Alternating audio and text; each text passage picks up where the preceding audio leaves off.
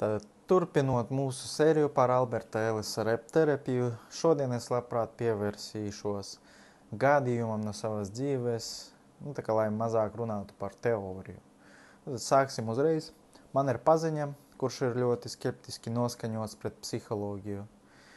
Un dažreiz viņš pat izsmēja to. Precīzāk sakot, man ir vairāki šādi paziņas, bet runa nav konkrēti par šiem cilvēkiem, kā jūs jau esat sapratuši no iepriekšējā video, bet par manām domām par šīm situācijām ar šiem cilvēkiem.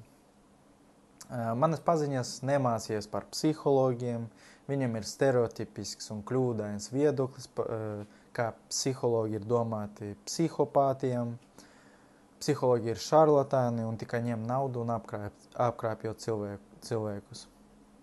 Tas, protams, mani sarūktina, jo es mācos par psihologu un esmu visādi centies ar viņiem strīdēties, mēģinot aizstāvēt savu profesiju, izjūtot negatīvas emocijas. Bet es to vairs nedaru. Jo esmu sācis pētīt Alberta Ellisa repterapiju, kā arī stoicisma filosofiju. Tad analizēsim vienu konkrētu situāciju, izmantojot ABC modeli. Aktivizējošais notikums šajā situācijā ir mana drauga viedoklis par psiholoģiju. Es izjūtu dusmas un aizvainojumu, kad draugs nosauc mani par šarlatānu. Šajā situācijā tas ir emocionālas sekas, un, kā jūs atcerāties, C burts. Tad kādas bija manas domas? Šajā konkrētajā situācijā ir grūti atcerēties, jo, kā jūs zināt, dusmas bieži vien miglo atmiņu. Bet pēc tam, kad es apsēdos un pārdomāju, es pierakstīju. Draugiem nevajadzētu izsmiet manu profesiju un cilvēkiem vajadzētu novērtēt mani kā speciālistu, jo es darīšu labu darbu, kad pabeigšu studijas. Es palīdzēšu cilvēkiem. Šīs domas, B burts, ir tas, ko psiholoģija sauc par iracionālām vajadzībām. Iracionālas vajadzības ir kognitīva kļūda, kurā cilvēki izvirza stingras prasības sev, citiem cilvēkiem, pasaulē, kas var izraisīt vainas, kauna, neapmierinātības vai nenovērtējuma sajūtu, ja mēs, citi cilvēki vai pasaulē šīs prasības neizpilda. Bet pasaulē darbojas tā, ka mūsu stingras prasības visbiežāk tiek ignorētas, jo mūsu prasības nav universāli likumi. Runājot konkrēti par manu piemēru, nav tāda likuma, kā cilvēkiem nedrīkst nirgāties par citu cilvēku profesijām un viņiem jānovērtē katru no tām. Vienmēr atradīsies vismaz viens cilvēks, kurš kritizēs, pat ja nepamatoti un bez minimālas saprašanas.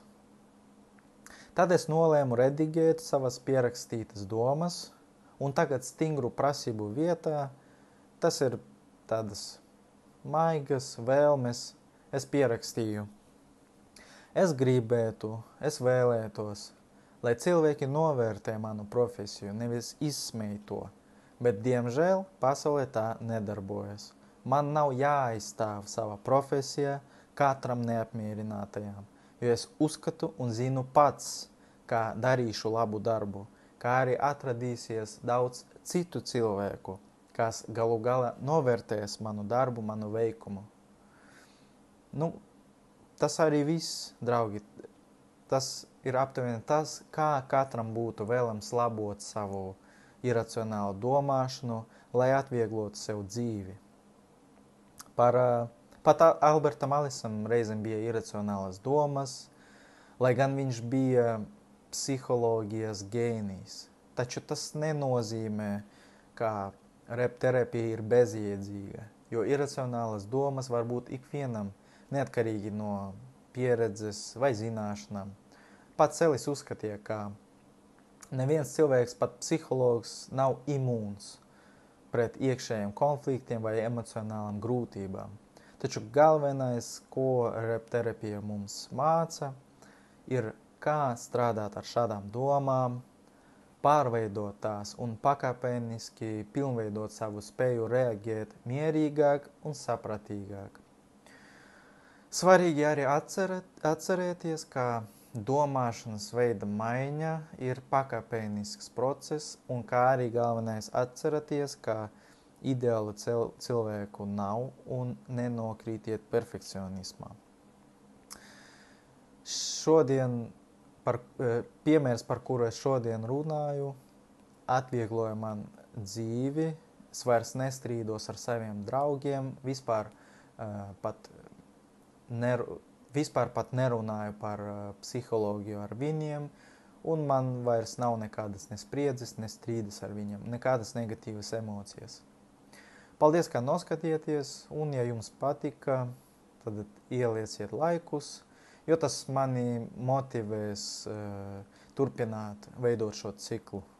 Uz redzēšanos!